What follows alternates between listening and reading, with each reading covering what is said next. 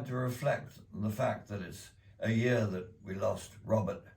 He was a good friend of mine, and I'm reminded of many things that he achieved through looking at the well-deserved tributes to him by many well-known people in the trade and private clients that he amassed over the years. I first met Robert 65 years ago in his flat in London, and you could see immediately that this young man had it. And you easily felt relaxed and at home in the environment that he created for himself, although in those days he didn't really have the funds or the experience that he amassed later on.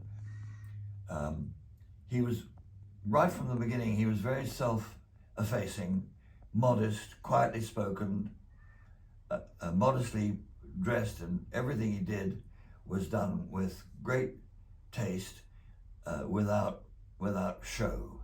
That came across very, very clearly to me. He then grew in popularity. I suppose his clients would have found his personality very attractive and would have endeared them to him. And he did amass some quite well-known and wealthy clients for whom he did spectacularly wonderful work.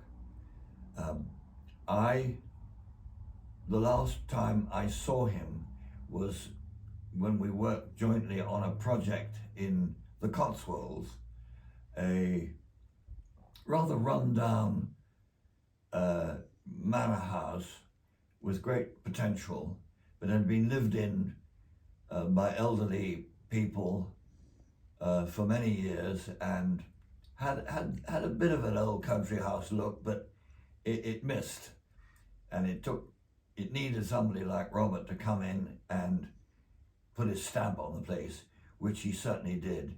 He was largely responsible for the colour schemes, carpets and fittings, objects, lamps, materials, which he did superbly, and I was asked to come in and advise and source some of the major items of furniture.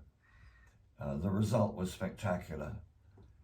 I didn't see him then for some time. I realized he was ill. He then moved to the Pimlico Road, and his business grew and grew, particularly with regard to textiles.